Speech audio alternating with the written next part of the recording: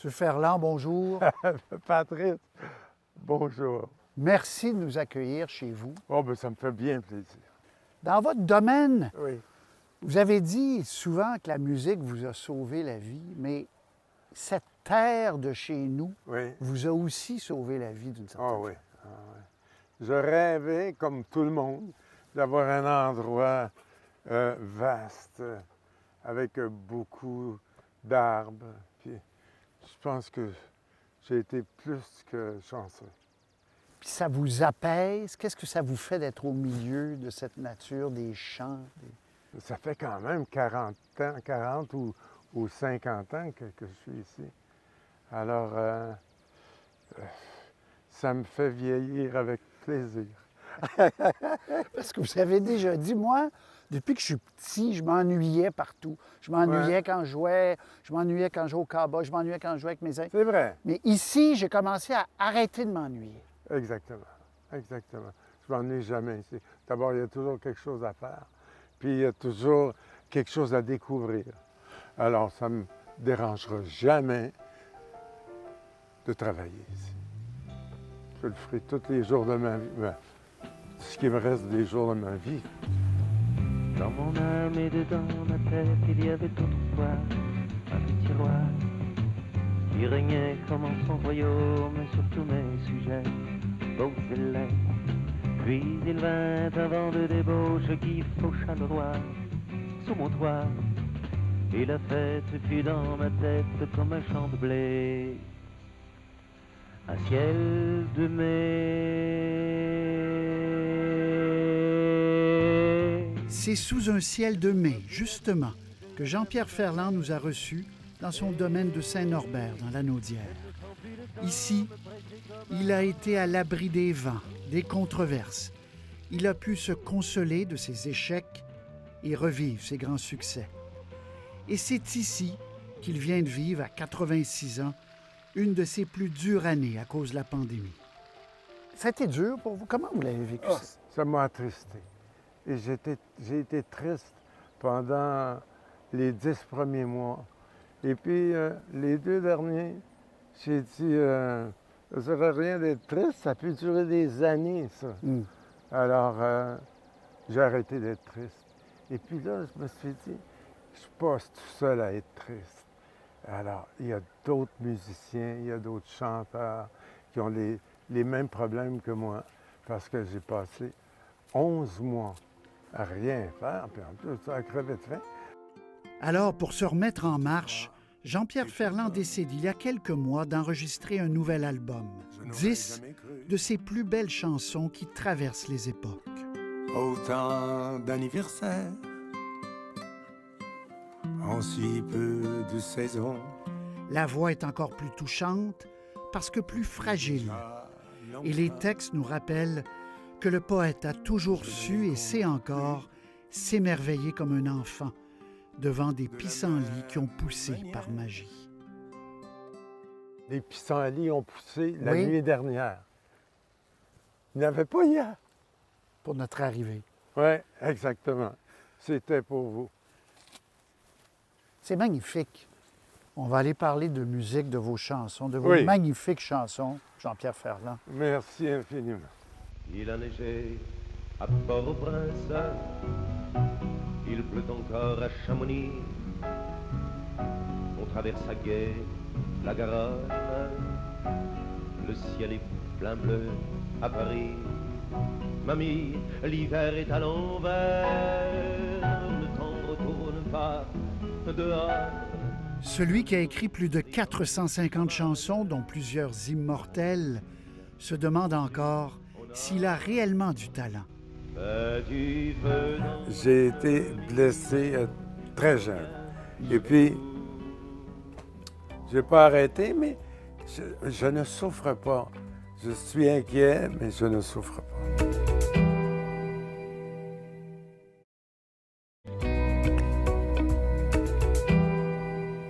Si je savais parler aux femmes, je lui parlerais très doux, la bouche à peine ouverte, ma main sur ses genoux. T'es belle, en femme ou en enfant, les cheveux longs courts, t'es belle pour longtemps, t'es belle pour toujours. Il n'y a pas d'année qui touche à ta beauté. T'es belle pour longtemps, pour toujours. Une chance que je t'ai, tu m'as. Une chance comme ça. Je ne veux pas dormir ce soir, parce que la vie est bien trop belle, le ciel est trop luisant. Jean-Pierre Ferland, je ne veux pas dormir ce soir, votre Ouais. dernier. Oui. Quand on parcourt toutes ces belles chansons, on se demande comment peut-il douter de son talent? Parce que je lisais encore que jusqu'à récemment, vous dites « Ah, j'ai toujours douté de mon talent. » Oui, mais j'ai toujours été refusé aussi. On lui doit déjà plus de 300 chansons et je dirais que dans ces chansons-là, plusieurs sont non seulement parmi les plus belles du répertoire québécois, mais certainement parmi les plus belles du répertoire francophone. Comme si les 60 ans de carrière, les prix, les hommages, l'amour sincère du public n'avaient jamais pu effacer complètement les blessures de l'enfance. Le pire souvenir que j'ai de ma vie, c'est quand j'étais à l'école Saint-Stanislas, à l'école supérieure, que le professeur a dit « Je vous donne un devoir à faire, vous allez écrire un roman. Et je veux voir votre boulot dans 3 jours. » J'ai écrit mon roman. Tout le monde a écrit son roman. Et quand c'est arrivé, dans la classe, le frère, professeur, a dit « Monsieur Jean-Pierre Ferland, vous avez écrit un plagiat. » Et je me connais en culture.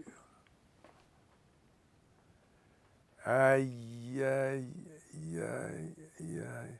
J'ai arrêté d'aller à l'école.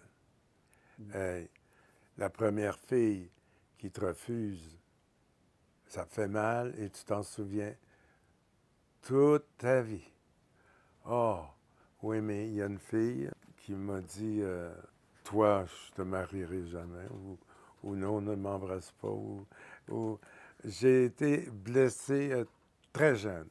Et puis, je n'ai pas arrêté, mais je ne souffre pas. Je suis inquiet, mais je ne souffre pas. Donc, quand on vous disait, Jean-Pierre Ferland, il y a un côté arrogant, il y a un côté baveux, c'était finalement de l'insécurité et c'était plus de la timidité. Oh, qu'autre chose? absolument, absolument. Absolument. Mais c'est un métier extrêmement délicat qu'être auteur, compositeur, interprète. Et moi, j'avais de l'expérience pour rien. Et puis, tout d'un coup, il fallait que je sois auteur, compositeur et... Interprète. Alors, je n'imaginais pas que j'aurais du succès. Et quand ça s'est arrivé, je n'y croyais pas non plus. Et puis, écoute, j'avais 5 frères, 2 sœurs, il n'y avait personne qui était un artiste. Alors, c'est vraiment une intrusion dans un métier que je n'osais pas rêver. Et une intrusion qui s'est transformée en parcours quand même extraordinaire. Oui, parce que vous avez traversé, vous êtes renouvelé, différentes périodes de votre vie. Oui. Vous avez traversé J'ai des même épreuves. quitté ce métier-là. À un moment donné, j'ai arrêté, j'ai fait un spectacle d'adieu. Et puis, ça n'a pas duré longtemps. J'avais honte, mais je suis revenu, et le plus vite possible. C'est le plus beau métier du monde parce que le plus surprenant pour celui qui le fait puis qui l'invente. Un brin de soleil, 6 pieds de bougal, un escalier en tire-bouchon, les voisins d'en haut qui chicanent, ma mère qui veille sur son balcon. Qu'il le ressente ou non, Jean-Pierre Ferland fait partie des géants québécois. Avec Félix, une étoile qui l'a guidé, avec Vigneault, qui participe à son dernier album, avec Léveillé, qui pouvait l'intimider, et Charlebois, de qui il a puisé une certaine folie dans les années 70. Et les grands, est-ce que la vie les traite bien? Ferland a toujours été, reconnaît-il, un grand dépensier. On pose rarement au Québec la question aux artistes, M. Ferland, de l'argent. Oui. C'est un peu tabou parler d'argent. Les gens ont l'impression que vous roulez sur l'or. Comment ça fonctionne? Est-ce que vous faites des coups d'argent, puis après ça, plus... Comment ça marche? C'est des coups d'argent. Par exemple, le mari de Céline m'appelle, puis il me dit « Jean-Pierre, j'ai une idée extraordinaire. » Il dit « C'est le 400e de Québec. Céline chante. Je pense que vous devriez chanter une chanson ensemble. » J'ai dit eh « Bien, je vais y penser. » Il me dit « Je vais te donner 50 000 piastres. » J'ai dit « Ouais, j'y ai pensé. Je suis d'accord. » Le paradis, c'est ici, il n'y a pas d'autre vie. Je te donne la mienne parce que je t'aime à l'infini. Une chance que je t'ai. Je ferai tous les planétariats, Je t'ai, tu m'as. chercher dans toutes les galaxies une chance comme ça. Une chance qu'on sait.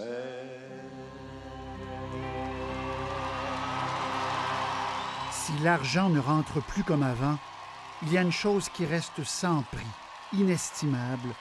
Ce sont ces chansons d'amour qui n'ont pas fini de tourner et d'attendrir des générations québécois. Tant que j'aurai un public, comme tu dis, qui m'aimera, je chanterai pour eux. Et je me demande comment ça chante un vieillard. Ben, je le verrai là. OK?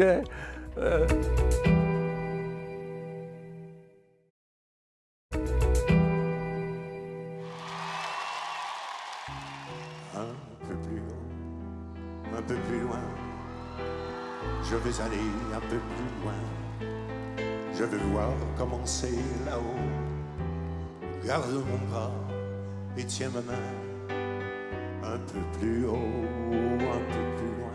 Celui qui a multiplié les adieux sur scène ne veut pas disparaître, ne veut pas aller dormir, pas tout de Je suite. n'irai pas plus loin. Tant que vous aurez la force de le faire, vous allez donc continuer à vouloir chanter. Tant que j'aurai un public, comme tu dis, qui m'aimera, je chanterai pour eux. Et je me demande comment ça chante un vieillard. Ben, je le verrai là. OK? Mais j'arrêterai pas comme... On n'arrête pas comme ça se peut pas. Et tous les chanteurs que j'ai rencontrés dans ma vie ont jamais quitté leur métier. C'est la mort qui les a amenés. Jusqu'à la fin, vous voulez avoir ce contact-là avec votre public. C'est pas, c'est-à-dire que c'est pas nous qui décidons ça. C'est notre santé. Et moi, j'ai beaucoup de santé. J'ai 86 ans et puis j'ai pas l'impression d'avoir 86 ans. Je vais avoir 87 le 24 juin et j'ai hâte. Donc, cette recherche de reconnaissance, de se faire aimer, va se poursuivre jusqu'à la fin. pense que oui, mais c'est la fin qui va venir me dire d'arrêter. Parce que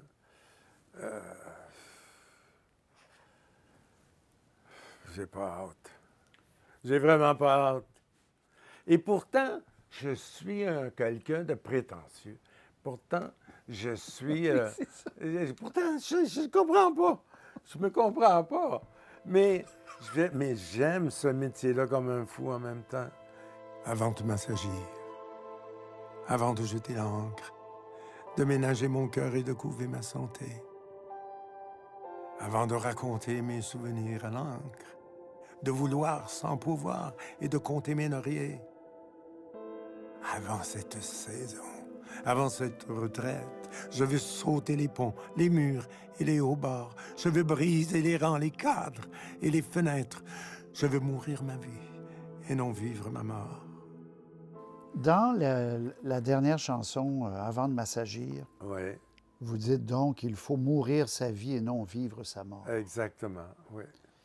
C'est à recommencer Que l'on que l'on apprend apprend à vivre. C'est une belle philosophie de vie, ça, se relever puis continuer. Ouais. Mais si vous saviez comment j'ai pioché pour en arriver là. Parce que, non, j'aime autant me taire, là. Tu sais pourquoi? Parce que je vais être contre moi, là. Si je continue. Mais je veux pas être contre moi. Au contraire, je peux pas, je me félicite pas. C'est correct. Mais quand je me regarde dans le miroir, je me crache pas dessus non plus. Bon, M. Ferland, j'en reviens pas, moi. Là, je veux pas jouer au psychologue Ouais. 101, mais j'en reviens pas. Parce que moi, j'ai replongé dans votre musique, dans vos textes, et il y a des bijoux extraordinaires. Je le dis, l'imaginaire québécois ne serait pas le même sans vos chansons. Et j'ai un artiste devant moi qui dit « Ouf! Ouf! » Non, mais c'est vrai. Non, mais moi, c'est vrai. je dis ouf! Ouf! Non, mais vous... Merci. Merci infiniment. Si c'était à recommencer, je ferais les mêmes erreurs, les mêmes conneries et les mêmes chansons. M. Ferland, vous dites dans une chanson, Oui. le paradis, c'est ici. Il n'y a pas d'autre vie. Il n'y a pas d'autre vie. Je te donne la mienne parce que je t'aime à l'infini.